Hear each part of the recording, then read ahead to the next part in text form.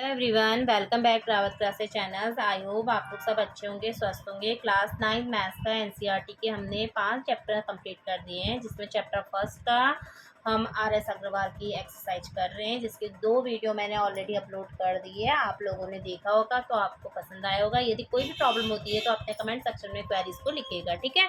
Question बिना देरी के क्वेश्चन नंबर 6 स्टार्ट करते हैं, जिसमें आपको फाइंड करना है 6 रेशनल नंबर बिटवीन 2 एंड 3। ये होता है ना, है तो सेम वही, बट ये है कि आपको जो है आर.एस. अग्रवाल में डिफरेंट क्वेश्चन मिल जाते हैं विद एक्सरसाइज, ठीक है। तो आपको प्रैक्टिस करने के लिए बहुत सारे क्वेश्चन मिल जाते हैं, जिससे कि आपकी प्रैक्टिस अच्छी हो जाती है। तो देखिएगा, आपको 6 रेशनल नंबर हैं, तो 6 रेशनल नंबर में 1 ऐड कीजिए, तो 6 + 1 कितना हो गया 7। तो 7 करा तो 7 से मल्टीप्लाई, 7 से डिवाइड, तो ये कितना होगा 7 × 2 = 14 अपॉन 2 7 × 7। ऐसे में 3 7 × 21, 7 × 7।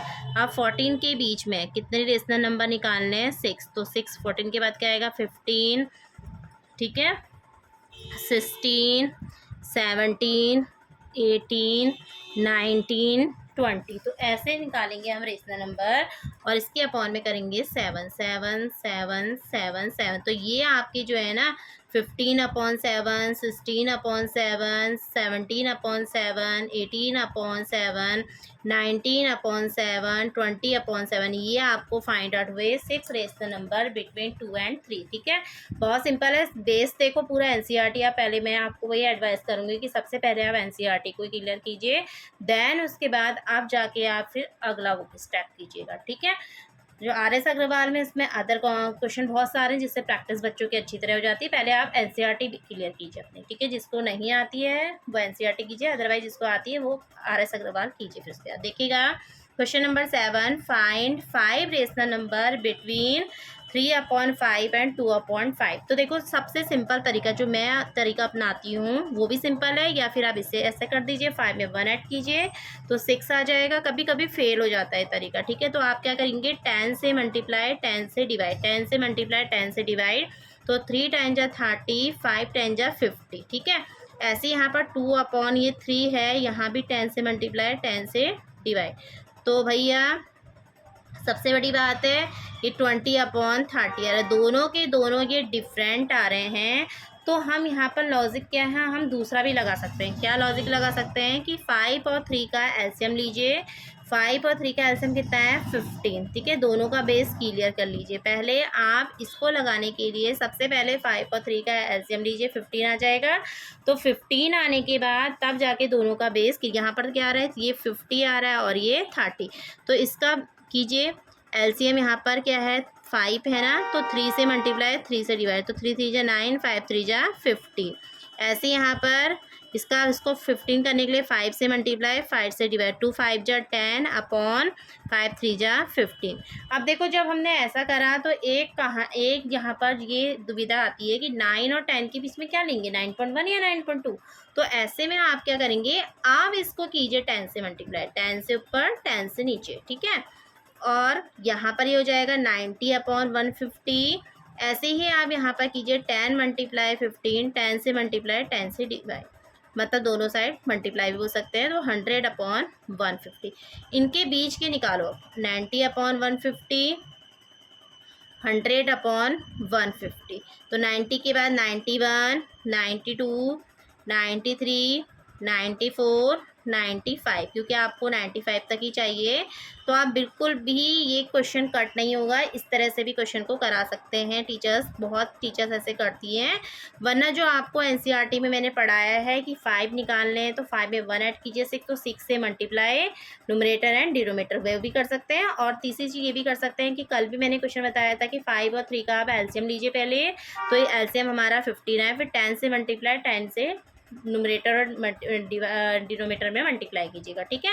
दोनों में कीजिए। फिर ये जो आई आपकी 5 डिजिट रेशनल नंबर आए 91/150, 92/150, 93/150, 94/150, 95/150। काटिएगा ऐसे। 91 को कितना आएगा यहाँ पर आपका, ये जिस कट रहा है, किसी से कट रहा है, नहीं कट रहा है ना 91, तो ये आपका आया 91/150। ये कितने बार कट रहा है आपका, देखो 2 से यहाँ पर 2 4 जा 8, 2 6 जा 12, फिर यहाँ पर 2 7 जा 14, 2 5 जा 10, फिर 90 से 3 3 जा 9, 3 1 जा 3, 3 5 जा 15 और 0। तो यहाँ पर 94 4 2 से कटेगा, 2 7 4 जा 8, 2 7 जा 14 अपॉन 75, और 95 5 से कट रहा है, 5 1 जा 5, 5 5 जा 5, 5 9 जा 45 और 5 10 जा 10। तो ये आया आपके 5 रेशनल नंबर बिटवीन 3/5 और 2/3 के। ठीक है, ऐसे ही क्वेश्चन नंबर 8 है। 8 इंसर्ट करना है, मतलब 16 और रेशनल नंबर निकालने किसके बीच में, 2.1 एंड 2.2 के। तो देखिएगा कैसे करेंगे। 2.1 comma dot dot dot dot dot 2.2 इनके बीच में 16, तो पहले 21/10 कीजिए, 22/10 कीजिए। ठीक है, तो देखिए सिंपल है, वही दोनों का बेस सेम है। तो आप यदि यहाँ पर 10 से मल्टीप्लाई और 10 से वो करना चाहते हैं तो करिएगा, आपकी मर्जी है। आप 100 से भी कर सकते हैं, 10 से भी कर सकते हैं, पर जो भी करेंगे मल्टीप्लाई वो बोथ करेंगे, न्यूमरेटर और डिनोमिनेटर को। तो यहाँ पर 210/100, यहाँ पर 220/100 कितने मिलेंगे, 10 ही मिलेंगे ना, क्योंकि हमें 16 निकालने हैं। तो आप 100 से कर लीजिए।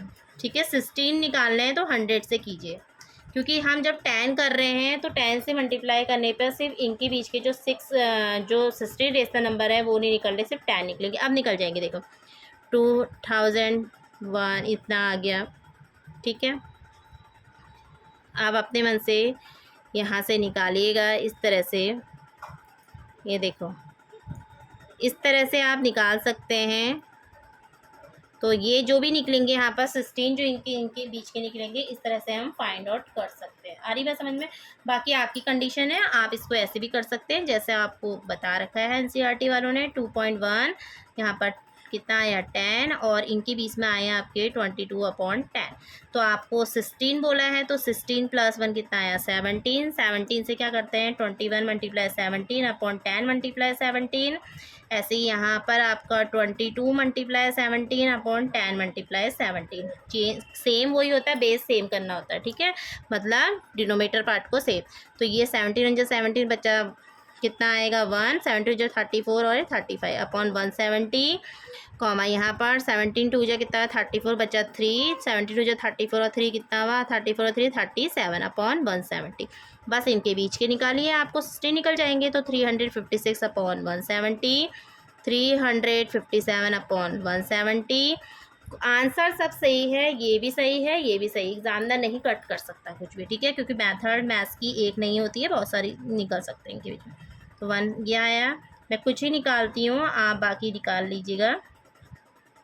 ठीक है, 170, 362/170 एंड सो ऑन 373/170। फिर जो शॉर्टेस्ट फॉर्म है इनको शॉर्टेस्ट फॉर्म में कन्वर्ट कीजिएगा। देखो 1 2 3 4 5 6 7, बाकी मैंने यहाँ पर ये लास्ट के लिख दी है, बीच के जो इंसर्ट बचे हैं वो लोग आप लिख लीजिएगा। ठीक है, तो इस तरह से आपके पास 2 मेथड है, चाहे आप इस मेथड से करो चाहे इस मेथड से करो, आपकी मर्जी है, आपकी है। इसमें भी सेम वही होता है, पर जो सबसे अच्छी मेथड ये है कि आप जो है ना 10 से मल्टीप्लाई 10 से पहले सबसे पहले एलसीएम निकाल करके डिनोमिनेटर पार्ट को सेम कर लीजिएगा। ठीक है, जैसे यहाँ पर 5 और 3 का निकला एलसीएम हमारा 15, जैसे हमने एलसीएम निकाला तो 3 और 5 का एलसीएम 15 आया।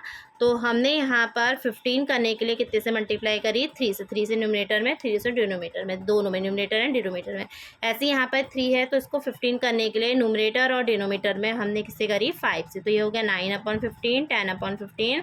फिर हमने दोनों को 10 से मल्टीप्लाई करा और इनके बीच के जितने भी इंसर्ट है ना वो हमने 5 रेशनल निकालने थे, निकाल दिए। बाकी मैंने ये एनसीईआरटी में के अकॉर्डिंग भी क्वेश्चन करा रखा है, जो कि आप 8th वाले क्वेश्चन में करा रखे हैं। तो आप इसको कीजिएगा, यदि कोई दिक्कत होती है तो पूछिएगा। ठीक है, कल के क्वेश्चन आपको कैसे लगे और क्वेश्चन को आप प्रैक्टिस कीजिए। दोनों मेथड सुटेबल है, जैसा आपको अच्छा करती है वैसा कीजिएगा। ठीक है, thank you everyone for watching, have a nice day.